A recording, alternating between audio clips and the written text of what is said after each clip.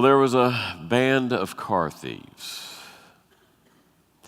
and they had decided that it was a good time to steal some cars. Because I think it must have been sometime around the holiday, around the Christmas season, and they decided they would go to the mall to steal cars. Because there was a lot of cars there, a lot of people and things going on, so it'd be real easy to do that, they thought. So that's what they did.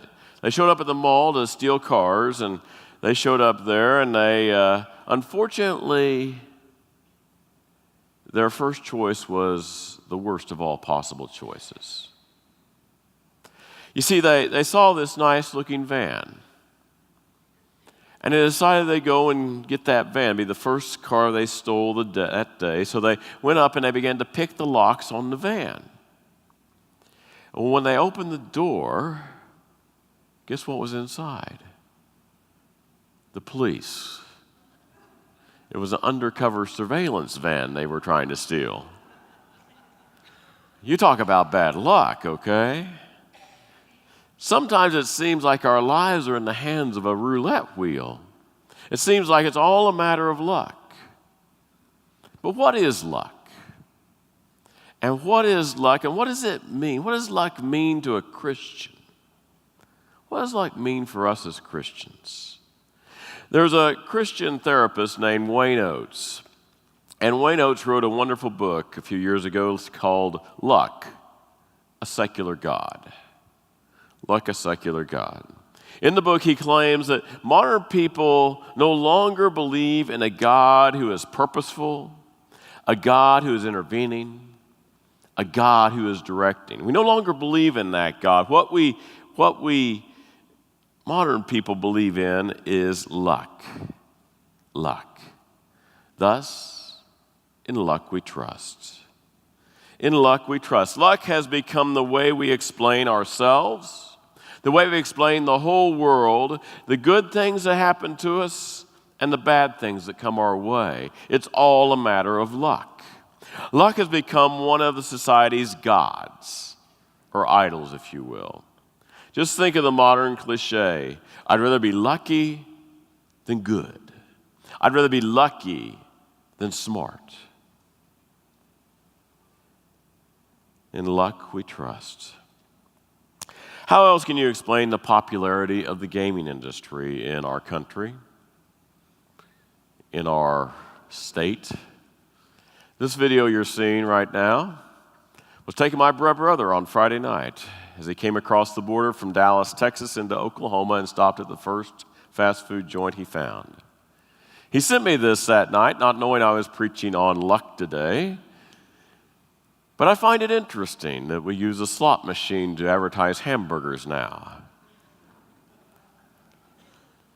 It wasn't luck that he sent it to me, by the way. It's providence, but I'll get to that a little later, okay? Lotteries have become phenomenally successful and popular in our country. We continue to play them despite the ridiculous odds against us ever winning a penny. We still play them. All our hope is in getting something in life for nothing. If I just put $1 in or $2 or whatever it is you put in, I could win millions of dollars. But the odds are ridiculously stacked against us. But we still play. Not only is biblical faith, but also science questions luck. Biblical faith and science walk side by side in questioning luck. Pascal noted that in science there are laws of probability. However, there is nothing in the world that could be called chance. Chance and luck only are what appear at very close range. If you look over a long period of time, you notice that processes repeat themselves, that patterns become apparent, and therefore probability is what's at play here, not luck. In the natural world, there appears to be a certain randomness to things. However, if you observe it over a sustained period of time, you'll begin to see patterns in that randomness. All this makes even more ironic that people go to casinos and they believe Then when they play the slot machine, if they're fortunate, they have what? Good luck. Good luck. However, an interesting fact is this, that those who build and own casinos and run casinos, guess what they don't believe in? Luck. They don't believe in luck at all. I mean, you don't spend millions and billions of dollars on a fancy casino to bet it on something unstable as luck. They can tell you to the cent what your chances are of winning the moment you walk through that door. They can tell you that when you enter that casino, they can tell you what you'll earn off of every dollar you spend. And when you win in a casino, it's not chance. It's not luck. You win by predictable laws of probability. The only people dumb enough in a casino to believe in luck is the customer. Because in luck, they trust. Did you know the word luck never appears anywhere in the Bible? Never. Read it sometime, okay?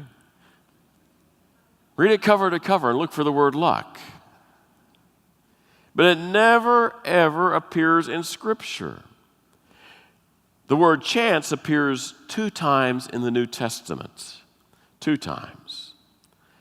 But these were very popular words in the New Testament time. In the time the New Testament was written and Christ was alive and on the earth, and the New Testament was written following that, these were popular words, chance and luck were. The Greeks constantly ascribed things that happened in their lives to what? The fates. The fates, luck. The fates, you know, those women who sat at their spinning wheels in heaven, and when the thread broke, it broke some mortal's life. The fates. The fates. Homer said it this way, our lives are mere playthings for the gods. Mere playthings for the gods. It was all about luck.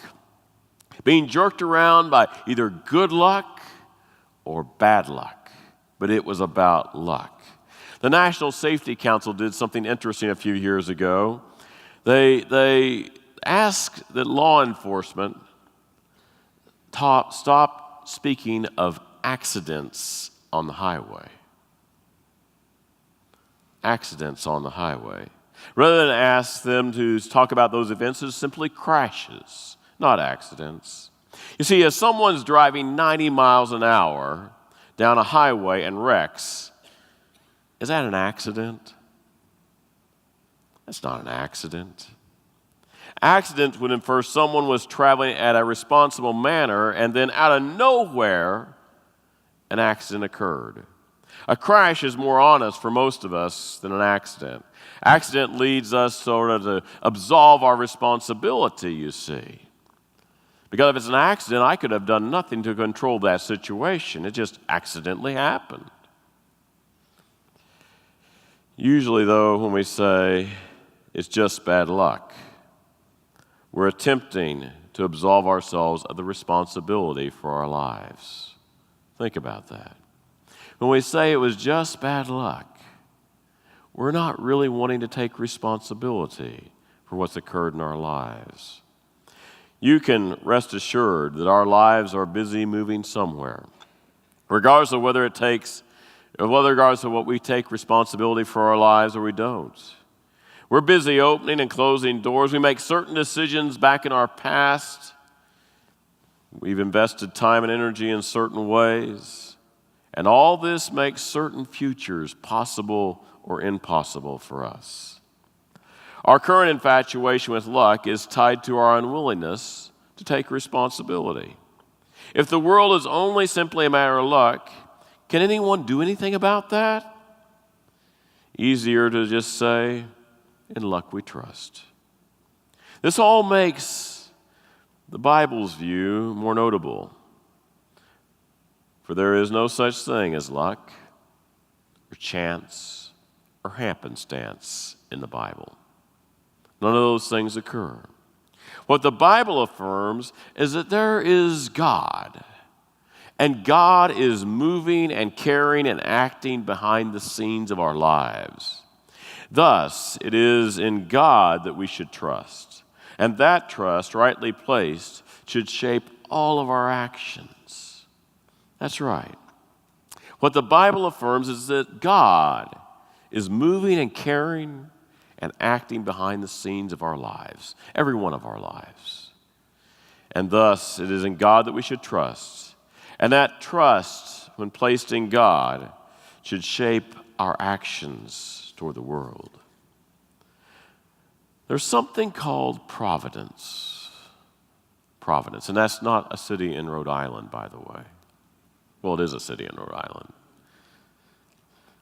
Providence, though, is a conviction that by God the world is moving someplace, that it is towards some good predetermined end by God. That the world is moving someplace toward a predetermined good end by God. That's the world is moving, but it's been predetermined by God. And that's what providence is all about. You can see that in the lesson this morning from Genesis. From Genesis this morning, we hear this story of God's promise to Abram. God comes to Abraham and tells him that God's plan, God has this great plan for his family. That all sounds good if you're 25 years old. But that's not where Abram was. Remember Abram? He was an old man already. He was an old man. He was without any family. A man moving quickly toward the end of his life. A man who probably should be looking at retirement, not a child. However, God has another plan for Abram. God has a plan for Abram's life and for the whole world. He had planned to make out of Abram and his wife Sarah a great family, a great nation, a great family that will be a blessing to all the world. That's the promise. He's going to make a family out of Abraham, out of this old guy. He's going to make a family out of Abram and Sarah that will bless the entire world. God has a plan. God has a plan. God makes a way, you see, where there doesn't appear to be a way. God is making a way in this story where there doesn't appear to be a way forward, but God keeps the promise, and therefore God is worthy of trust of Abraham and Sarah. God is worthy of trust. And thus Abraham and Sarah place their trust in God. Oh, sure, they laugh. It sounds crazy. It's a crazy promise God offered there in that geriatrics ward of their lives. And when Sarah conceives, we moderns might say, oh, well, she had good luck. But that's not what Abraham and Sarah said. They speak of providence. Providence. They see it as part of the guiding purpose of God, of the direction of God's work in this world. And if we view the world as being abandoned by God, then we have a rather bleak and frightening worldview. We have to find other things to put our trust in. That's what happens. If we find that the world is without God, abandoned by God, then we begin to have to find other things to put trust in. We put trust in our stuff. We can put trust in luck. We can put trust just in ourselves. Or we can put trust in things like snake oil, which we'll get to in a couple of weeks, okay? Sometimes I wonder if we modern people have moved from the realization that God cannot do everything, that everything happens is not because God wants it that way, to a secular faith that God cannot and will not do anything. Thus, we move to the secular faith. We move to things like luck.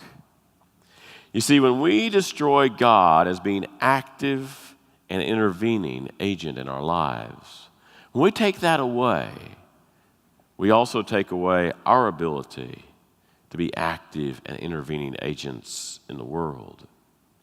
You see, when we believe in God we trust, it calls us to act in God's way of love toward all our neighbors.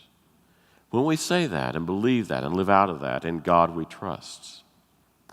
In the story after story in the Bible, there's affirmation of providence. Providence which flies in the face of our modern tendency, the tendency to trust in our lives, to trust in good luck and bad luck, to trust the tendency to see our works as a result of good luck or bad luck. Providence is the care and guidance of God over God's creation. That's right. Providence is the care and guidance of God over all of God's creation. I still believe providence can be discerned in this life, but it's usually discerned from the backside afterwards. It's very rarely discerned going forward. And that is, it is hard to speak about God's guidance in what happens in this moment, or God's guidance in what will happen to us tomorrow. However, we are able to see God's guidance in what happened yesterday that got us here. So we as Christians should never say the words good luck. We shouldn't. As a way of affirming God's providence, we should say instead, God be with you. God be with you. Say it with me. God be with you. God be with you. Because in those words, we are affirming who God is for us as Christians, and it is God in whom we place our trust. And we are to live out of that radical trust toward all of our neighbors. God be with you. So what we call luck in the modern society is simply an absence of any known human reason why an event turns out a certain way. However, as Christians, we believe that there is a reason, a rationale behind the movement of the world, the reason we call the love of God, which is what we place our trust in. The love of God is what we place our trust in. And we look for evidence of that love, that reason, everything we see, everything we experience, everything we're a part of. We trust that this world is meant to mean something, to add up to more than just chance or luck. Our world is moving toward God, toward the eternal embrace by the one who created and means to have each and every one of us. So as we go out into a new week, a week filled with opportunity, I wish you the very best. But remember, it is always out of in God we trust that we're able to live and serve as faithful disciples. So, God be with you. Amen.